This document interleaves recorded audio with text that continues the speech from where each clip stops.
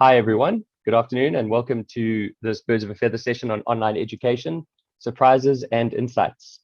My name is Bryan Johnston. That's Bryan with a Y, and I'm part of Nikki's, and I'll be facilitating the discussion today. We have a panel of 3 people.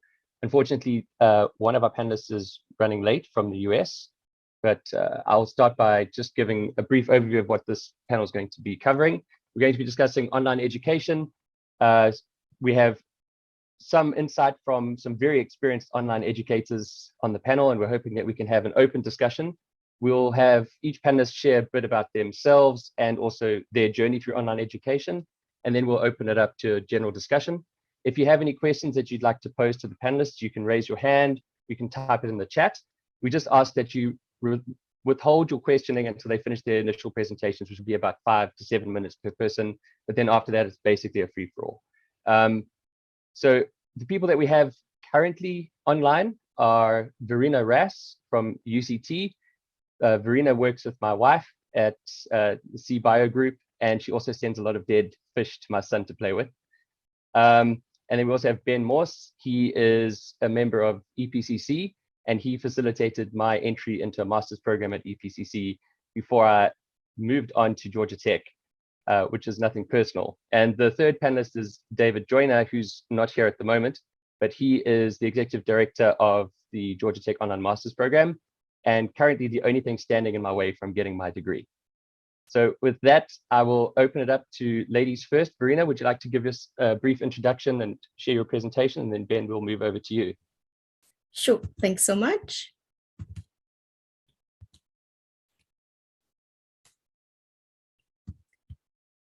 Okay, so I am Verena. I am a bioinformatics training and outreach coordinator with HCA BioNet, and I'm based at the University of Cape Town.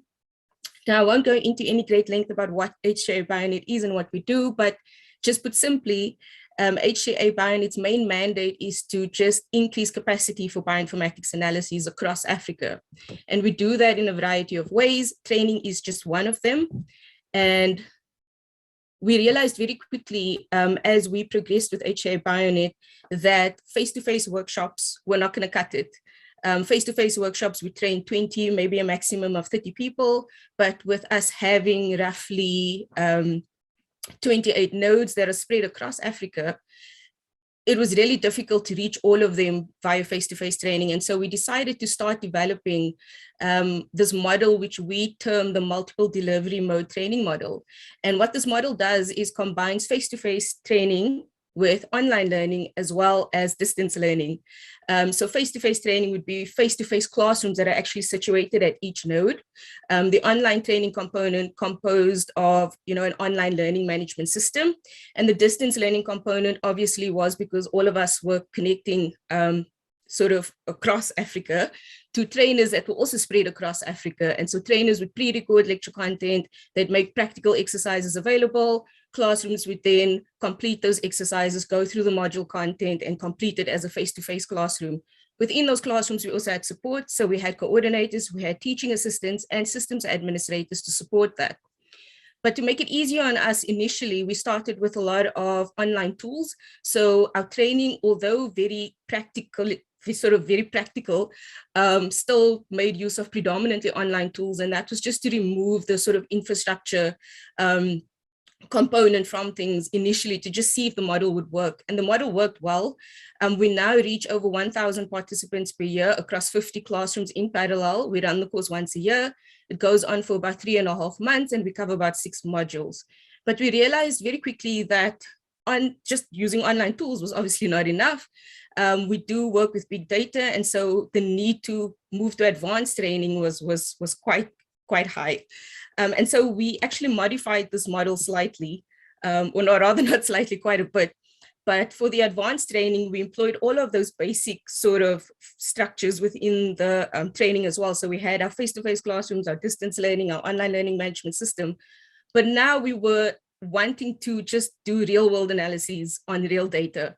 And so what our IT team did, we had a technical support team of developers and programmers. They created Singularity containers that contained all of the software, the packages, the tools, the pipelines that classrooms would need to be able to complete the course. And what we actually asked our systems admins across the classrooms to do is actually pull these containers, install them, locally manage them, and then give access to their participants to these containers, and which are hopefully sitting within obviously one of their servers, and actually give them real world sort of practice with HPC, but also with analyzing real data. And we did this unanimously throughout. Each classroom had to pull and manage a container, support their local classroom, and then have us on the background for added sort of dedicated support from our end. And we also did staff training. We did participant introductory training. So we did a lot of training to make sure that everybody was comfortable with the platform, comfortable supporting each other. And the model actually ran now for 2 years. We ran it this year for the second year. And we are reaching about 23 classrooms now at the same time, with about 400 participants spread across them. And it's going fairly well. But with the pandemic, things became a little bit more tricky because, of course, now we had no classrooms. Were an integral part of the model. Sorry. But the pandemic. Not sure why that happened. I might have had a recording over that. Sorry about that. But essentially, with the pandemic, we had to remove all of these face-to-face classrooms and shift them online. And that is really when the big battle began. Things cropped up that we kind of mitigated with the face-to-face classroom. So participants all had different infrastructure, different resources. Some of them only had internet, 3 times a week. It was so difficult for us to control the online learning environment. But we still tried to do that. We still had classrooms actively managing participants, and we still had quite a lot of participants actually make it through the course and stick through it till the end. And so we were quite happy with that.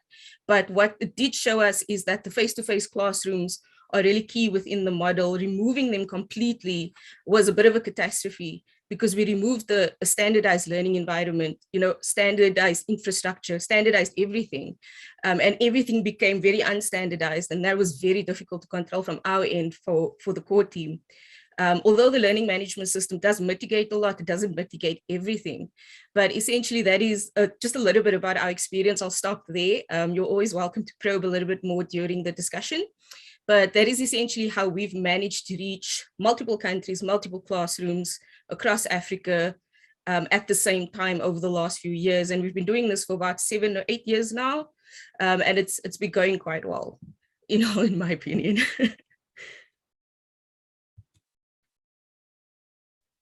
Thanks, Verena. That is very exciting for what we're seeing happening in Africa. Ben, if you'd like to take the reins.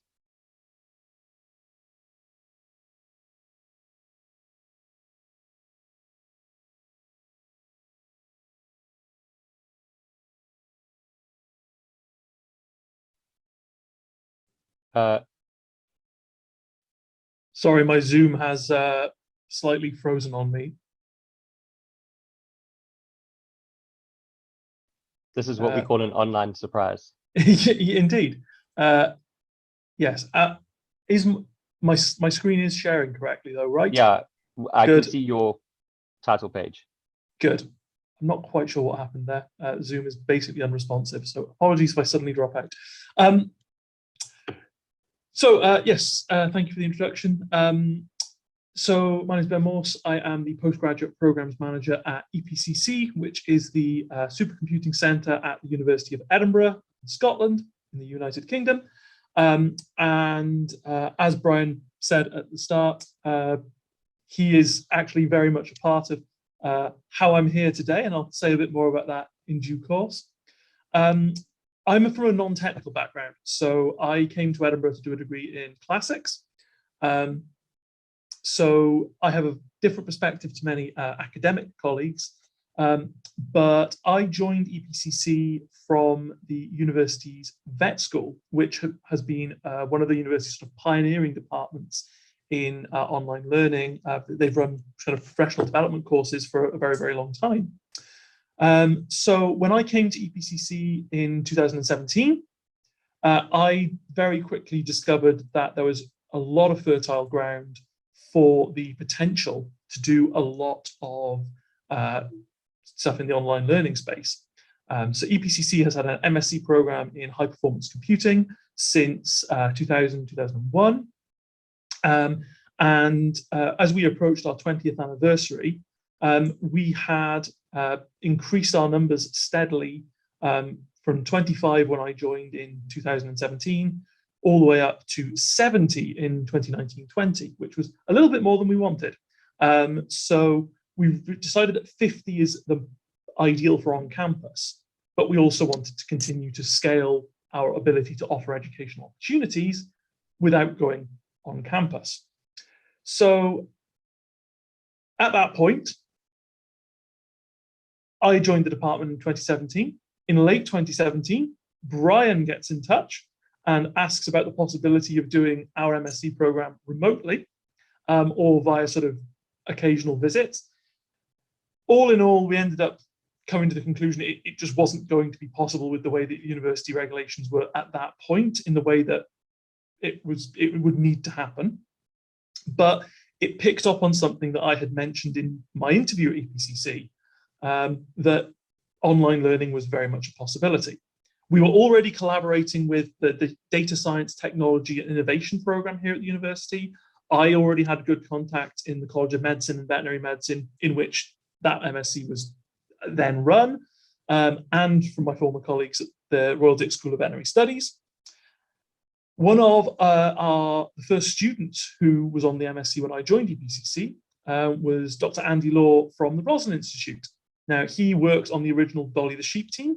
I knew him when I was at the vet school as somebody who taught the undergraduate students, and I was very shocked to discover him in my MSc's classroom when I made the switch. He immediately told me, when I asked him about the possibility, there were hundreds of researchers like him just within the UK, let alone around the world, who would love, like he had, to have the opportunity to do our masters part-time, but would not be able to access it via the traditional on-campus learning model. And then finally, the sort of final catalyst, Zvi Galil from Georgia Tech visited Edinburgh in, I think, 2018, and he was being given a tour by the Director of Teaching in the School of Informatics, just in the building next to me here. And Stuart Anderson was called away urgently and asked myself and my colleague, Veronica Fillinger, who just recovering from running the SC's 21 students stream, if we would look after Zvi for a few hours. And what he doesn't know about online learning is in many ways not worth knowing. So we sat down with him, had some really useful conversations. And from all of those interdisciplinary and shared ideas from right around the globe, we came up with the proposal for an online master's program drawing our existing training material and our existing curriculum, which could be a better way for those looking for a career change, professional development for those already in the sector, such as bioinformaticians, research software engineers, and anyone who could benefit from it, really. Knowing the Edinburgh model from the professional development side of things at the vet school, I knew that that was something that's potentially good. It both reduces the cost for students potentially trying to take the masters, as well as having good opportunities for employer sponsorship, as well as being flexible to let students take the courses in a much more flexible way than the on-campus version, where you must take a certain number of courses at a time. Whereas the Edinburgh model for online learning allows that to be much more, you take what you want when you want, and crucially, you pay for what you want on a pay-per-course model to allow people to take what they want when they want. Unlike Verena, we did not have the problems of infrastructure because the University of Edinburgh fortunately already has this. The trailblazers in the vet school and medical school already had done a lot of this. All we needed to do was harness it. So firstly, we designed the curriculum. Unfortunately, if I was in my old office, the whiteboard is still filled and it would be right behind me with all of the various workings, trying to come up with a curriculum that would work in that flexible model, because it is so difficult when you have a full-time curriculum that works in a certain way with courses feeding into each other to redesign that in such a way that some students might take certain courses in year 1, and other courses, students might not take those courses till year 2 or year 3. So that was very much a new challenge for us. And having launched the program in September 2020, we hope with the first set of students now, I've literally assigned them to their dissertation projects today. So they'll be completing those next year to give us our first graduating class. Growing from 10 entering the program last year to 35 total, so the 10 plus a new cohort coming through this year. It does, touch wood, seem to be working very, very well. We have had a lot of lessons learned along the way, but obviously a lot of people have said to me, September 2020, that was a fantastic time to launch an online master's. With everything that's going on in the world, everybody's used to it. Both a blessing and a curse, you may say, actually. Having pivoted all of our remaining teaching for the 2019-20 academic year online at the start of the COVID pandemic, we obviously had some experience with some aspects of that. But for students for whom everything is online delivery, and in some cases asynchronous delivery due to time zones, we had to change a lot of things around. For example, more use of flipped classroom than we're used to. We're very interactive. So we found that saying to students to do the practical exercises in advance of sessions and then come with discussion points, flipping things around to make practicals more like tutorials and vice versa. Additionally, we found that use of Git Lab for code. So while we previously encouraged students to make use of Git Lab repositories, for the online students, it became even more important because we very quickly realized that rather than people sending zip files and tarballs around, it was a much easier way of sharing that code. And then lastly, obviously the discussion fora, things like MS Teams, discussion boards became so important for us. And so fortunately, nearly 2 years in, I think it's going very, very well. But very happy to discuss, the impacts it's having upon all of us. So thank you very much and look forward to the discussion. Thanks very much, Ben. And again, thanks, Verena. Unfortunately, it doesn't appear that our third panelist is online. So at this point, we're open to any questions from the audience, but I'm also just going to start with a quick question myself. So obviously, a lot of people are forced to rush into this online education framework now because of COVID and everyone staying at home. But prior to that, it sounds like both of you, to a large extent, had a lot of time, the luxury of time to kind of plan your migration to online because you saw a need for it and you kind of had some time to get there. But a lot of people in that situation might think it's a silver bullet to solve what you're trying to do. You've got a much wider impact. You offload a lot of your daily burden now because you record your material once and it's done. I'm just curious, with your migration to online, did you find the migration process harder than you're maintaining your existing online content now? Is the myth of it's easier when it's online actually true for you? I don't know if you want to go first, Verena. Yeah, sure. So for me, it's definitely a big myth. It's not easier online. In my opinion, it's harder online. So we've been doing online training for a long time. IBT, which is the first model I spoke about, has always been, it's been a combination of online learning and face-to-face learning. But the online learning component was quite cumbersome. It was quite complete and holistic because we had our videos on the online learning management system. We had resources. We had chatting tools so that we could, talk to everybody directly. We had forums on that learning management system per module, where trainers would come and answer questions. So it was very, very much online still in a lot of ways. And so we also tracked all the participants with that system. So we had them submit tests, assignments, surveys. So it was very much still an online learning experience, but I can say that every single year things change. And when the pandemic hit and we didn't have, for example, our physical face-to-face classrooms and those shifted online, that's when we really realized how hard it was, because now we were dealing with over 1,000 participants plus about 400 staff members who would have to log on for 4-hour sessions twice a week. And that was really, really difficult. So of course, we had a lot of difficulty navigating that. We had a lot of difficulty with our online platform. Sometimes our licenses were overextended and we had to do, had to increase our Zoom license and stuff like that to have breakout rooms and pre-assign enough people to rooms. We had online breakout rooms where each sort of group of participants with their staff were pushed for about 2 to 3 hours.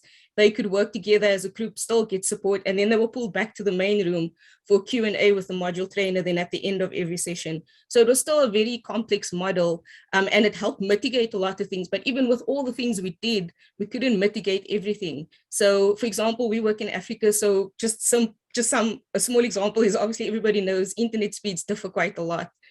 So there would be times when a classroom would have to come online and the internet for the whole country would be shut down for a week. And then how did they manage to catch up? Yes, the learning management system was there, but we still had deadlines. That was very difficult to navigate. When we shifted online, nobody was joining at a physical classroom anymore. So if they didn't have internet at home, they couldn't follow the course anymore, whereas in the past they could. The course was also free of charge. All of our courses are free of charge, so nobody pays anything. So people are quite keen to join the course. And so that was also difficult because then when we shifted online, everybody wanted to join the course and we had like 3,000 applications per round. There was a lot of things that we didn't anticipate. So for me, training online is actually harder than training in person. That's just my personal opinion. I think I would probably agree with that. I think in person, there's always that sort of, you've got the 11th hour mad update of slides sometimes, which you can somewhat get away with. I think, as Bryan mentioned, there is that temptation with online to think that, oh, once you've recorded your materials, it's fine, but they do need to be kept up to date. And we found things like flipping a traditional 1 hour lecture format into multiple chunks so that if something needs updated, you can easily re-record it. That, I think, it was one of the sort of big learning lessons very, very early on from colleagues elsewhere in the university who've already done that and gone through the process. I would say as well, it's that interaction element. I would say in recent years for on-campus students, there has maybe been a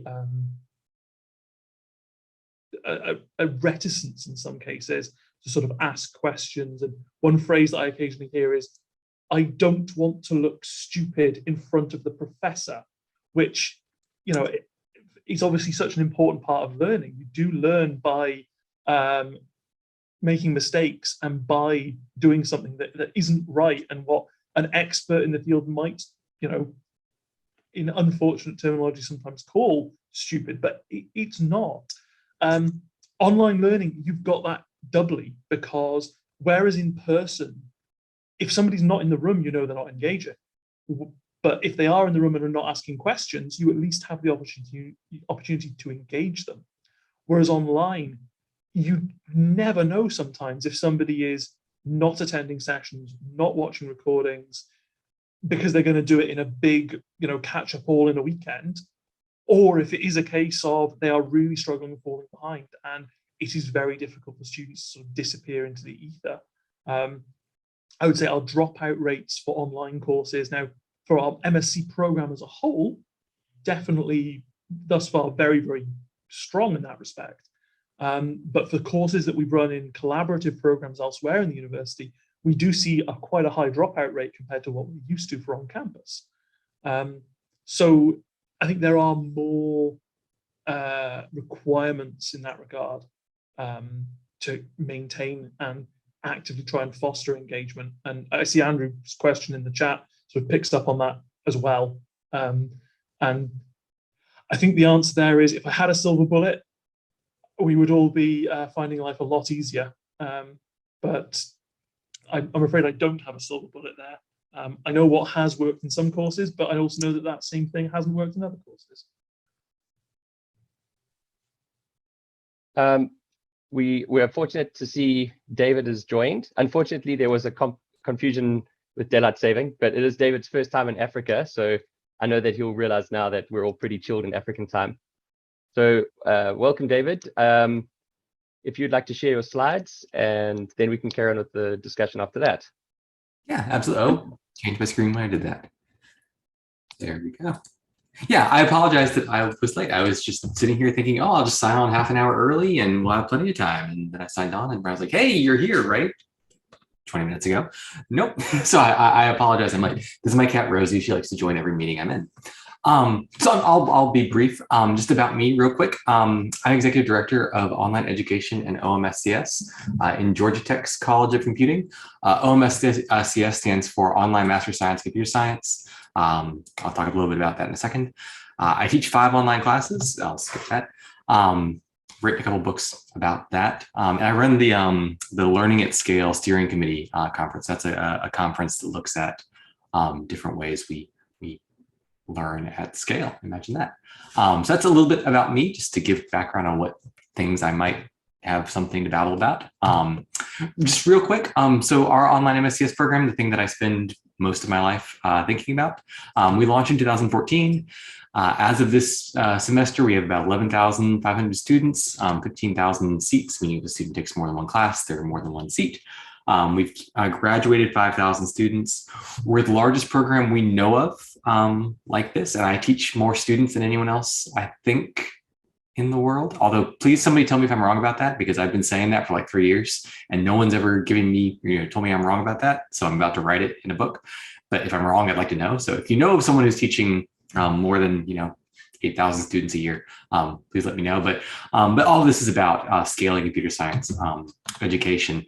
Where it came from was we looked at what we were doing residentially with our accredited program that had some rigor and reputation behind it. And we looked at MOOCs that were these affordable, scalable, new-ish things.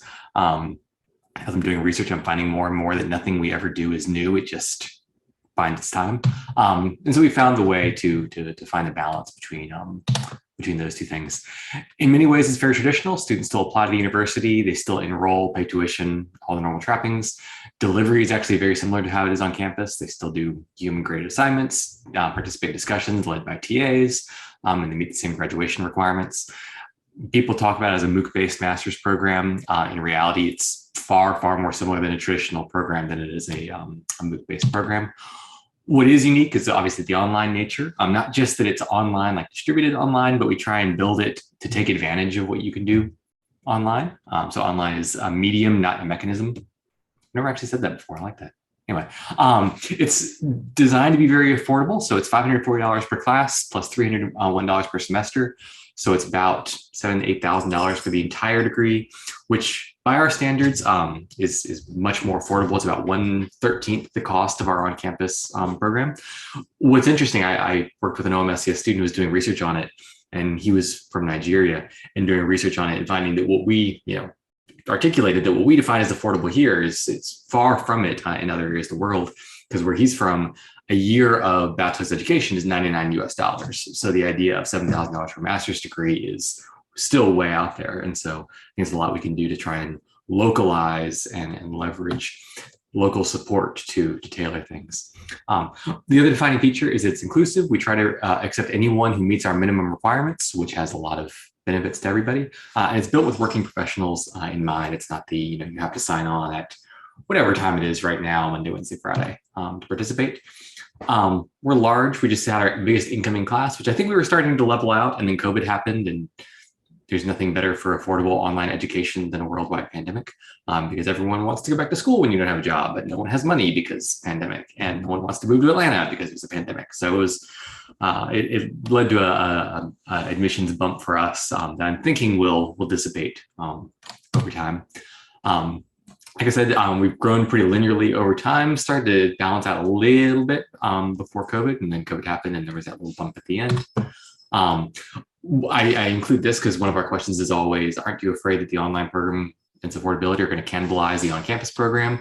We've actually seen admissions to our on-campus program triple since we launched the online program, so that hasn't happened. That probably would have happened anyway, because computer science in this decade is a nice field to be in case y'all hadn't noticed. But at any rate, it didn't detract from our on-campus population.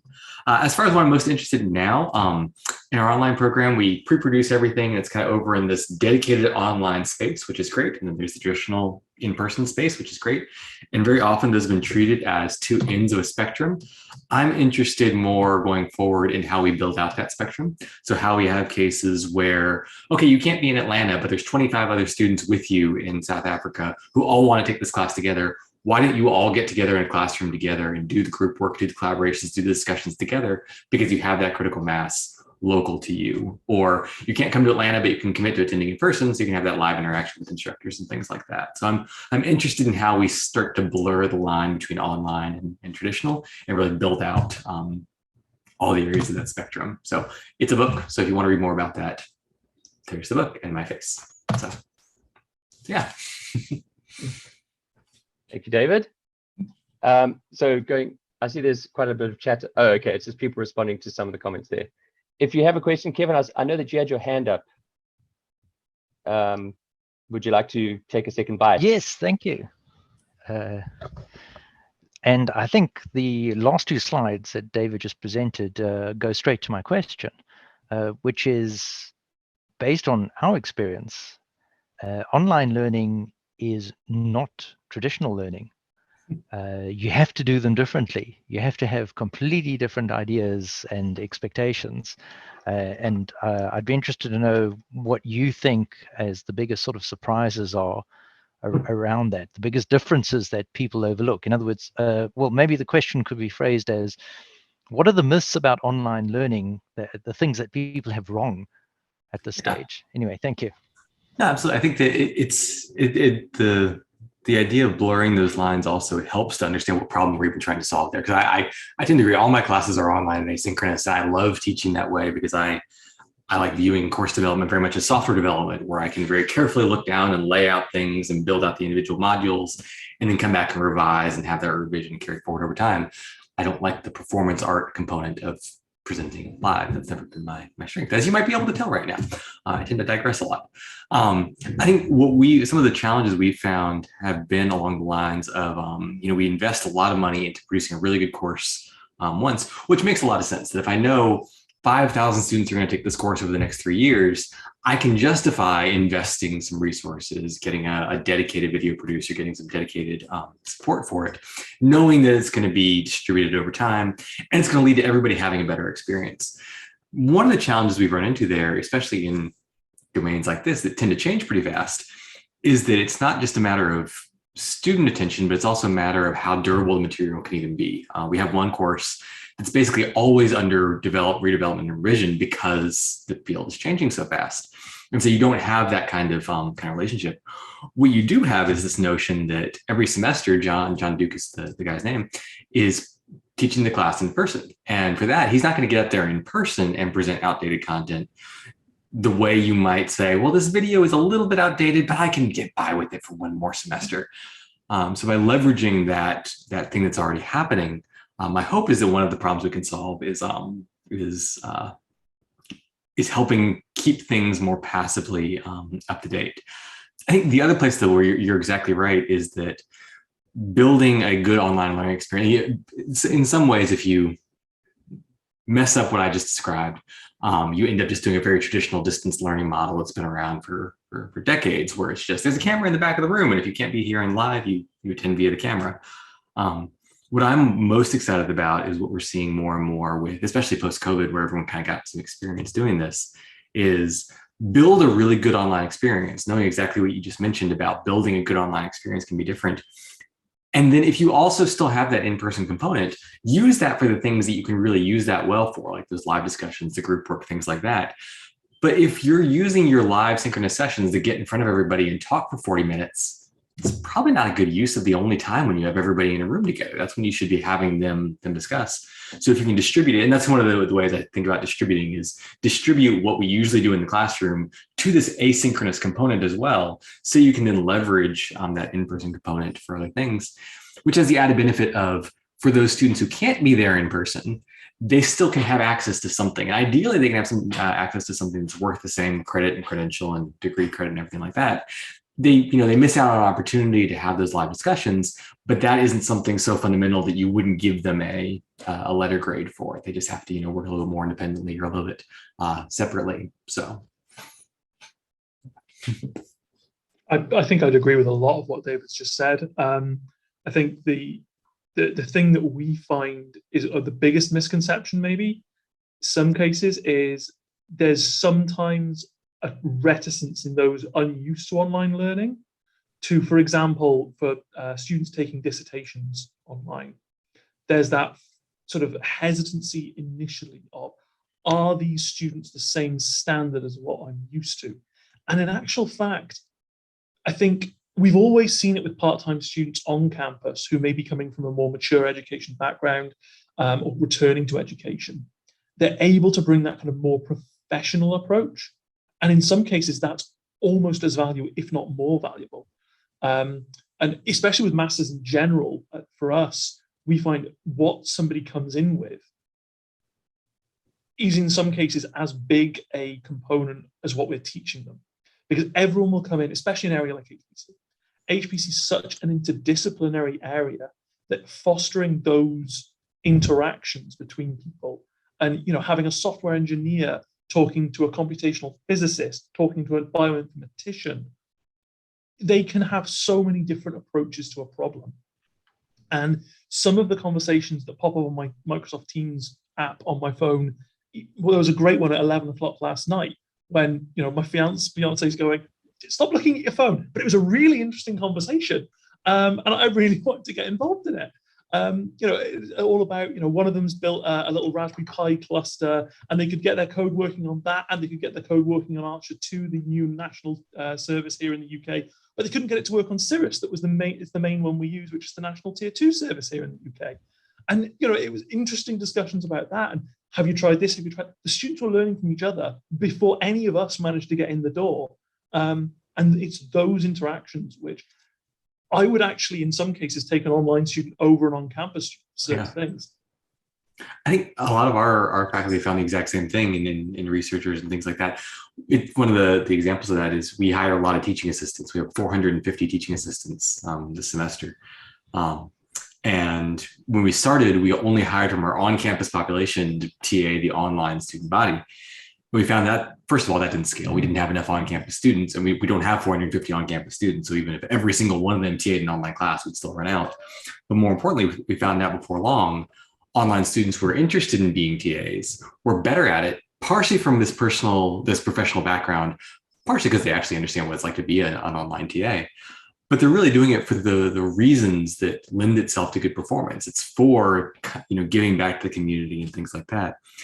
And it's one of many instances, I think, over time we found you really can't compare anything in this area because everything is apples to oranges. We did an early study to try and validate that the online experience was as good as the on-campus experience. And we found in one class that we did this thorough analysis on, online students were outperforming on-campus students on the same assessments, graded by the same graders without knowledge of who was online and who was on campus. So the online students were doing better. And the answer to that was, well, of course they are. They're experienced. They've been out in industry. They've got programming background. Then we have another faculty member who does that same analysis, and he always finds the on-campus students do better. And of course they do. On campus, it's so much more selective. You're only getting the top little portion. You're not getting our inclusive, everyone who has a chance to succeed gets a chance. But those are contradictory explanations and contradictory trends. And chances are both are indeed happening, and they take on different forms and different wrinkles in different classes. But any trend we observe can be easily explained by something down in the demographics or something in the background. And yet they should, counterbalance each other or cancel each other out, but they don't, to the point where there's no comparison we can really reasonably do, except for to assert everyone who gets out of the class meets the same standard. So even if the online students have a higher or lower distribution, they're graded on the same kind of scale. But it's interesting. So for me, I would just like to add that in my experience, nothing is going to ever replace a physical classroom. And I say that because we also do a distributed model, David, but we do it across country. So at the moment, we do it across 21 countries. For our online introductory module, it's 53 classrooms in parallel. And for our advanced module at the moment, it's about 23 classrooms in parallel, and we reach about 11 countries with the advanced model that we employ. And with that model, we've also always had a face-to-face classroom within the country situated at a specific organization. At that classroom, we had a TA or a series of TAs, as well as a systems administrator for technical support. But now we've done that for quite a few years, and it was really successful. The model was quite scalable because of course the classroom could accept as many as they could, as many stations as they had available, and as many TAs as they had available would determine the number. So it was quite scalable. So it grew quite quickly from year to year. We started with like 600 participants. Now we're on 1,200 per year. So it's growing on end. But now for me, what I realized was when we switched to online learning during COVID, which was both last year and this year, things just kind of unraveled quite quickly. Because we realized the benefit of being in a training room. Peer-to-peer learning was one of the key things we missed with online learning. We realized how many participants actually sat next to another participant and helped them, which meant the TAs could be spread across other participants.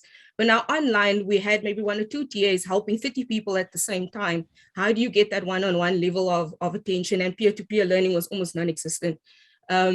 That was very difficult for us. And another thing that was really, really difficult was engagement. When you were coming to a classroom, you were with 20, 30, maybe 40 people. Some classrooms were really big. We had one classroom that was over 100 participants per classroom.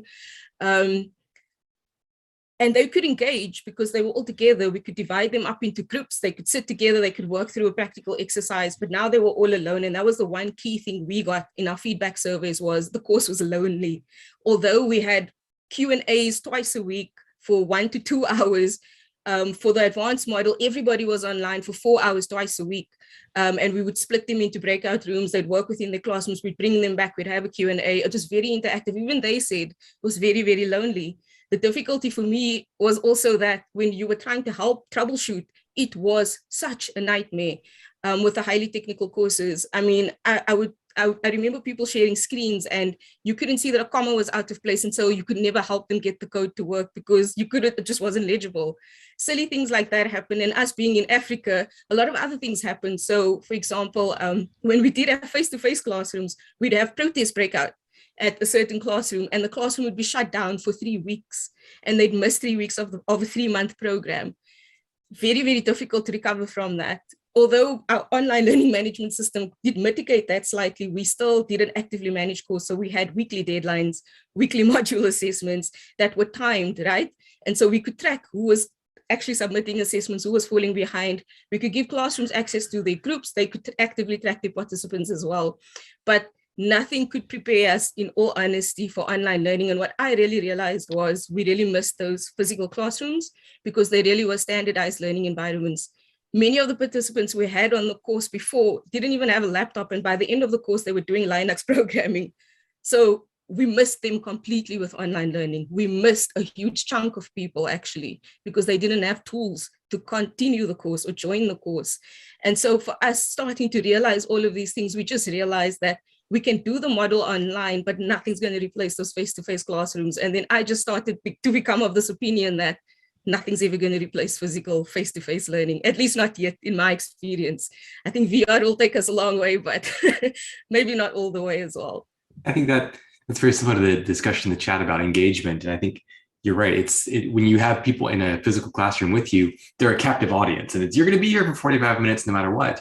You might as well participate. Whereas when they're online at home, it's as soon as you finish whatever this is, you get back to, and we could say TV or video game, but you get back to your family or work, other important things, and you're competing with things you're not necessarily competing with in person. That's always going to be a tough challenge to overcome because you have this resource in person that you don't inherently have online, and so you're trying to recreate the impact of that, not the resource itself. It's tough. Yeah. And I repeat a comment I just made in the chat as well. So just on Tuesday, we had our graduation for the class of 2021, who, of course, they basically never met each other in person just because of the way the COVID situation was in the UK and the Scottish government restrictions. And it was amazing at graduation seeing some of them where they had interactions with each other, but it was limited and sort of the courses where it happened the most were where you had just a confluence of these students who were being well engaged coming together. And I think actually, also picking up on Kevin's point about kind of the shoulder surfing, the students in 2019-20 and this year in 2021-22 who've had the opportunity to meet in person, to build a cohort in a more traditional sense for that physical teaching, for them actually having that background makes them more likely to engage with that sort of online discussion. Whereas in 2020-21, when they didn't have that opportunity so much, it really became much more difficult. And with the shoulder surfing thing, the breakthrough for us was Git Lab. Having students properly use repositories so that if somebody has, instead of emailing files around and trying to screen share with dodgy internet connections, the shoulder surfing being replaced by send me the bit in your repo that you want me to look at and we can go through it. That became much easier. First of all, from an assessment perspective, it made life so much easier for us to, properly support students. Because otherwise they were sort of having that, but also just it fosters discussion even more because you can talk through with them. And then in the case of some of the repositories, for courses where the repository is not part of the assessment, you can use them as discussion points. And it's that having the ability to have those little moments of what you would do in person, where you could have somebody ask a question and then say, that's a really good example. Do you mind if I put your code up on the board to show everyone else? Because this is a perfect example of what I'm trying to explain. And as Kevin says, yeah, collaborative docs, Google Docs, Overleaf, another excellent way of doing it.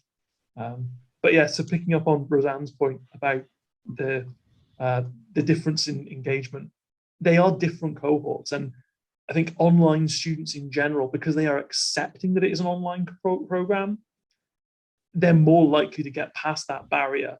And I still remember as an undergraduate student, the thing which got everyone in one of our tutorial classes talking was somebody made a horrific joke straight at the beginning.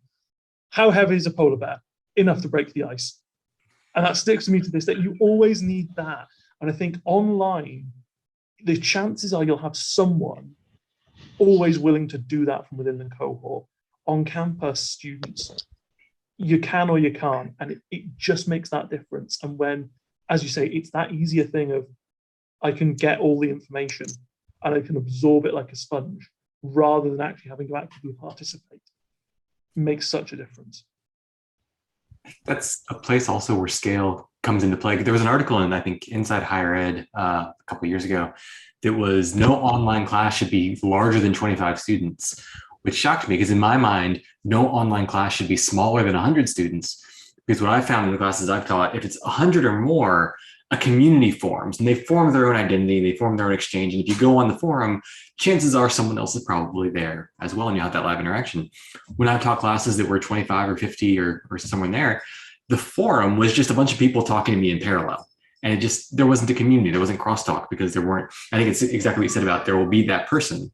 And I could probably run down, pardon my cat. She was gonna be locked upstairs until I was running late. I could run down a list of 12 or 24 people who they stick in my mind so much because they're the kind of people that they get into a forum and they engage and they're active and they're students. So they're not, the kind of thing where, well, of course you're being happy and jovial. You have to be, you're paid to be, you're supposed to keep us happy. No, that's just how they are. And they bring along so much activity from everybody else. And I think that's where Verena was answering Roseanne in the chat as well. It's a question of something that's happening naturally on campus that you can just sit there and say, okay, you're all here. I know you're all here. I think you got something out of the class today. You have to find ways to operationalize that online.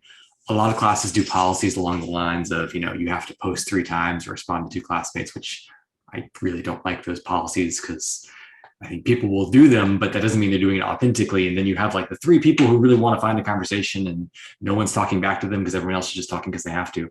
But I think you can do some more structured and distributed things.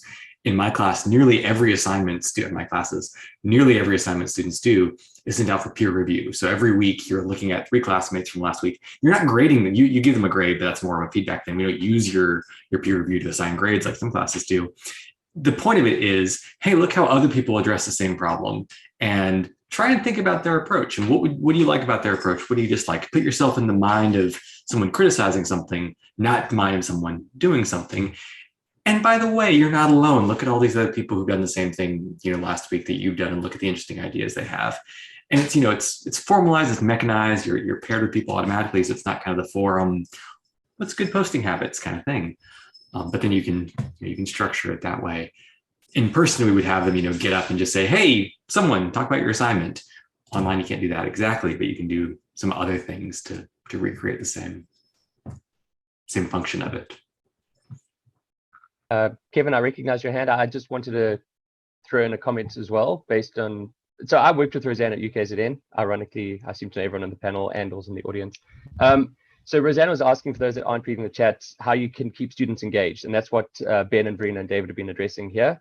I just wanted to add my own experience from Georgia Tech. There's this participation credit that some classes offer where it encourages you to get involved. It comes naturally for me, but I think it has swings and roundabouts. Some people actually are very artificial with their participation just to tick the box. But for those that are passionate to be there, it really works. And I want to make one observation, and then I'll hand over to Kevin's question. Roseanne, obviously your audience is undergrad students. Verena, I think you're teaching people that attend for free. So like the undergrad students at South African universities now are technically mostly free attendance. So the motivation to actually participate might not be as high because there's nothing to lose. So I don't know if the same methods that we follow with graduate programs that are expensive or relatively expensive or cost something will have the same impact. And perhaps once Kevin's asked this question, if anyone wants to chime in with my observation there, you're welcome to do it. But Kevin, over to you. We've got 9 minutes, so don't feel under pressure to speak quickly, but I'm just saying we've got 9 minutes. If anyone else wants to see questions, post them in the chat now. Okay, thank you. I just wanted to ask something a little bit more specific to HPC and probably computer science, because one thing that we're trying to do with our online courses is teach very practical skills, like programming or like using a cluster. I mean, well, using a cluster is effectively writing job scripts, which are shell scripts. So that's programming in the shell language. And I was just interested what the panelists would have to, any comments they have on that part of the online course is both teaching those practical skills and evaluating the students' skill ability at the end of the course in particular. So I can quickly jump in there. I won't take up too much time. So with our advanced model, we actually ask our classrooms to pull containers. It's usually 2 containers that we ask them to pull, one with all the traditional core software, etc. And then we also typically ask them to pull our container. I mean, one of the first things they have to do on this course is actually interactively, submit a job and launch our server and start with the pipeline. That's one of the first things we ask them to do. And that process is kind of their precursor to what's to come. And we also kind of vet who really should be there with that one task. Because if you don't have any, coding background, you're really going to struggle. If you've got some, you're going to be able to do it and maybe you'll keep up and that's fine. But if you've got none, we can kind of weed people out there. But the entire course, they do that over and over. They're submitting jobs, they're running pipelines, they're running things in R, but on a server. So we're getting them to interact with HPC and the cluster quite often. And one of the things we do are these little training sessions in between that. But what we've done, I should rather start by saying this was for a specific course. So what we did was we designed a course around 16S microbiome data, and the whole course was about 16S microbiome data, but they had to interactively analyze all of these things in the cloud or in a cluster, whatever setup they had locally. Hopefully they all pulled the cluster, but there were cases where of course that went wonky. But most classrooms could do that.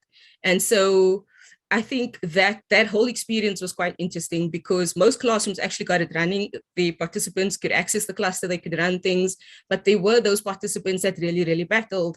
And I'm going to tell you, I keep mentioning internet connectivity, but that was our main battle because every time they'd start to submit a job, their connection would reset and they'd have to relog into the cluster, relog in. They'd be running things and maybe forgot to use a screen and things would just die 5 minutes in. So that happened a lot, like a lot. And people got very frustrated, sometimes just not having that understanding of when you submit XYZ job, it's going to take 2 hours before you see anything. They didn't understand that. So they were telling us, my analyses are failing, what can we do? And there's 1,000 of them doing it at the same time. So how do you respond to everybody?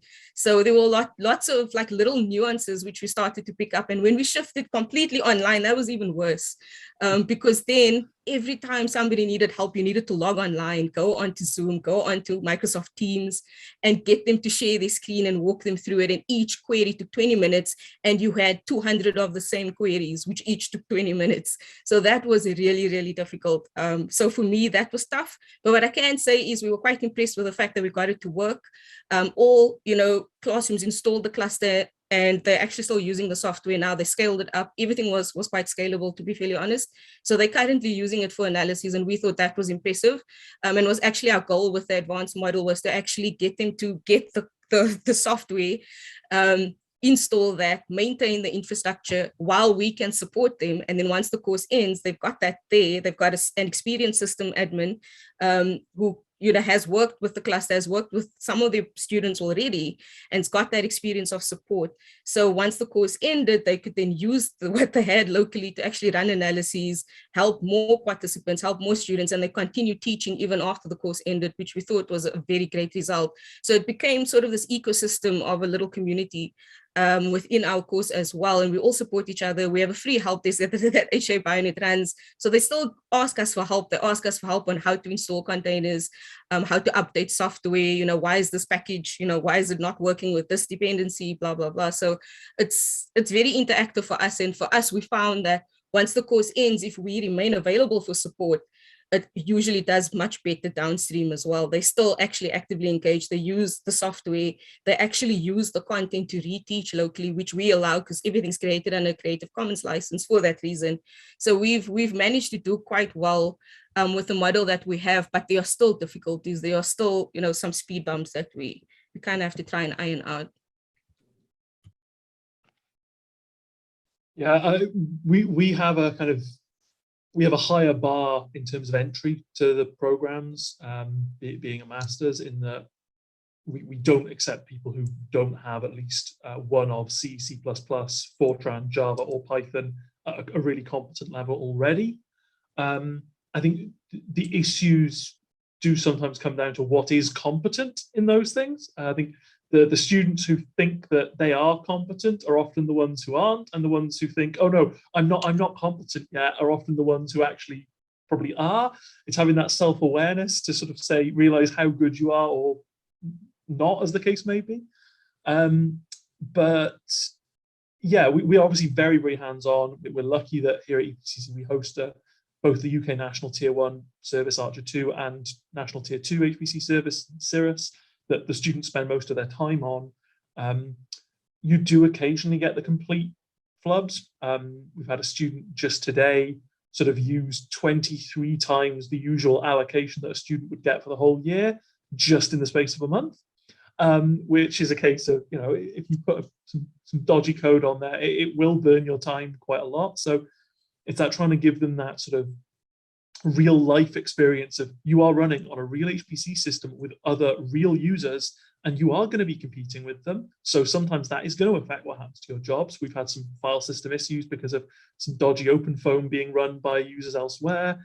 But it's getting that real world experience, I think, which is so important, and having people have the self-awareness to realize when a set of results is not what they're expecting and query it, rather than the sort of sometimes what we see from especially some undergraduate students or students coming from an undergraduate background, when they think, these are my results, I will just present them. And it's not having that sort of put the thinking in, your results, are they as you expected? And If not, why not? And how would you change it? That's sometimes that extra step that doesn't happen. So that's always the sort of fun part of the education process, of seeing that pin drop of, oh, this is why my code isn't running right. I think it's also a place where it's why I think online can be so uniquely compatible with these kind of areas. Where I remember when I did, my CS classes as an undergrad, it was, go to class for an hour and a half, and then maybe later that night, maybe that weekend, try the homework to apply what you were learning back then. And that's just not the way CS works. CS is much more practical and hands-on.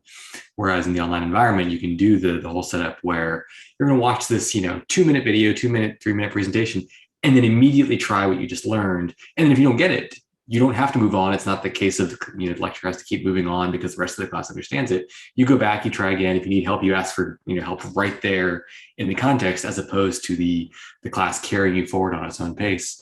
That's uniquely, I think, important for fields like this, where it all is so hands-on and it is so practical. It's not a matter of just absorbing some information or building just an understanding based on what someone else says. It's a matter of doing it and not having to move forward until you've mastered what you need to know to move forward.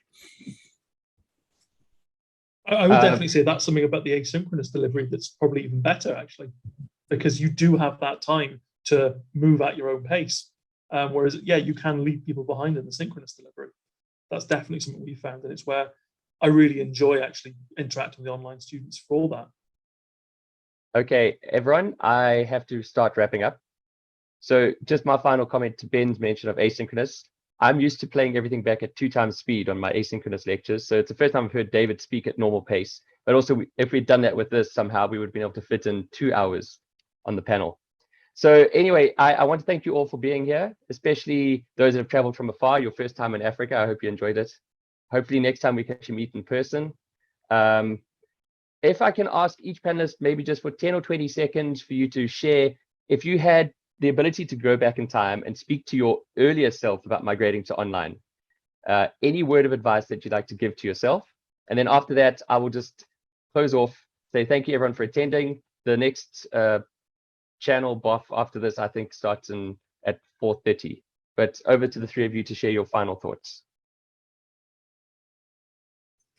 I can start. My main one that I realized recently, I mean, granted, I didn't really transition online because I've been doing online since before this stuff, but just read a book about it. I've been doing more reading lately to prepare for the books I'm writing and finding out, all those lessons that I learned the hard way, people have known this for 15 years. What? I should have read a book about how to do this thing I'm getting myself into. They're really great books out there.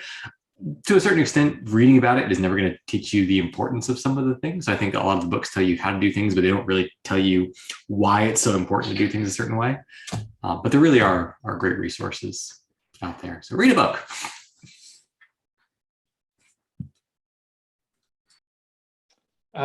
The big one for me, I would just tell my younger self one thing. After you. I still, sorry, go ahead, Ben. After you, Verena, after you. No, I was just, it's short. I was just going to say that all I would tell my younger self is that if learning is such a personal, individualized journey, how can learning and education ever be standardized? That's the main thing I would tell myself, and keep that in mind whenever I do anything going forward. Because I feel like a lot of us come from trying to standardize approaches, and I think that if we stop doing that, our learning experience would probably grow quite a lot and become a lot better overall. So that's it from me. I think for me, apart from don't launch an online program in the middle of a global pandemic, because it wasn't that it was difficult, it was just we were so busy with everything else. I do feel like we didn't maybe get off to the best start we could have. The main thing I would say to myself, like, do it earlier. Even now, where we've got the final courses launching next academic year, I wish I'd pushed for it earlier. I wish that I hadn't waited for Zvi Galil, David's colleague, to come and visit Edinburgh to really sort of give me that final, no, we need to do this. We need to stop talking about it and just do it. Because it's been such a rewarding experience. And I really hope that more people around the world are able to access our material, both as part of joining the HPC community and those already in it for further professional development. It's the whole reason we brought the program online. And it's small beginnings. The acorns are there. We've got 35 students now, and with the on-campus programs stabilizing, I really hope that we can sort of keep growing in a sustainable way there, and support it for the future. Great. Thank you, everyone. Have a good Christmas, and hopefully see you in person in 2022, whenever it is. Yeah, cool. The next session is going to begin, so that we have to give space for those speakers. So thanks again, everyone, and keep in touch. Thanks, Brian. Thanks very much. Thanks, yeah. Cool. Thanks, everybody. Thanks, Brian. Thanks, everyone. Everyone. Thanks, Brian.